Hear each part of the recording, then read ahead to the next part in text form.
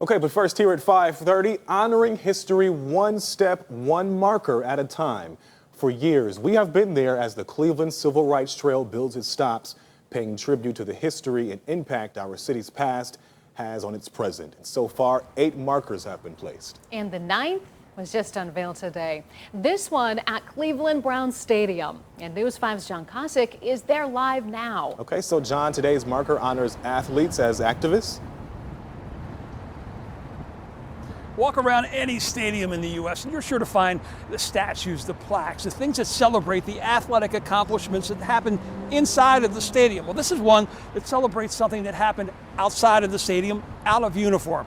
Got a lot of dignitaries on hand, including Browns owner Jimmy Haslam today, for the dedication of the latest civil rights marker in Cleveland, commemorating both the 1967 summit that brought together the nation's top black athletes to stand in solidarity with Muhammad Ali in his stance against the Vietnam War, along with the Negro Industrial and the Economic Union that made that whole summit possible. Among those on hand, Jim Brown's son, Aris.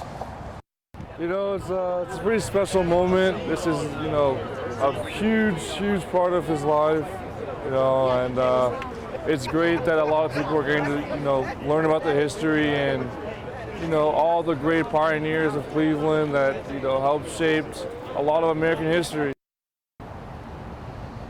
Pivotal time in American history, pivotal time in the social justice movement, and a pivotal time in sports because it marked the very first time that athletes were able to use their celebrity to impact social justice.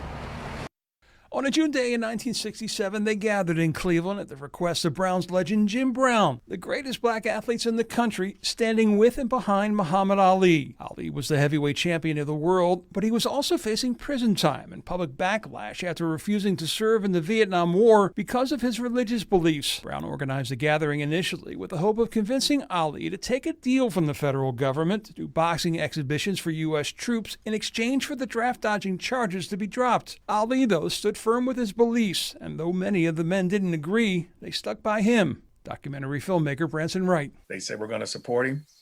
We're going to support his right to be a conscientious objector. And they had that press conference afterwards and showing that support. It was a gathering immortalized in a photo seen around the world. There with Ali and Brown were Kareem Abdul-Jabbar, Bill Russell, and soon-to-be Cleveland Mayor Carl Stokes. I saw the photo in a magazine or a book, and I was like, wow, why did all these guys get together? It must have been a big deal. It was a move Jim Brown recalled in an ESPN interview that came at great personal peril. At that time, you were risking everything because you were challenging the federal government, and the government did not want us to be able to prevail and have Ali become a legitimate conscientious objector. But prevail they did, the U.S. Supreme Court unanimously overturning Ali's conviction and the summit playing a big role in that, laying the foundation for the protests we see from athletes today. The building where the summit occurred at East 105th and Euclid has long since been torn down, but last year the Cleveland Cavaliers dedicating a plaque and monument at the site, which along with this new stadium marker, celebrate Cleveland's role in this game-changing moment in sports. So real cool, a couple of minutes ago I had a chance to talk to former Cleveland Brown John Wooten. John was at that summit. He was the one that Jim Brown tasked with calling all these athletes up. And he told me not a single one said, let me think about it. Not a single one said no. They all said, what do you need? And they didn't need nothing in return. No hotels, no airfare. The cause was too great for them. Reporting live at Brown Stadium, John Kosick, News 5.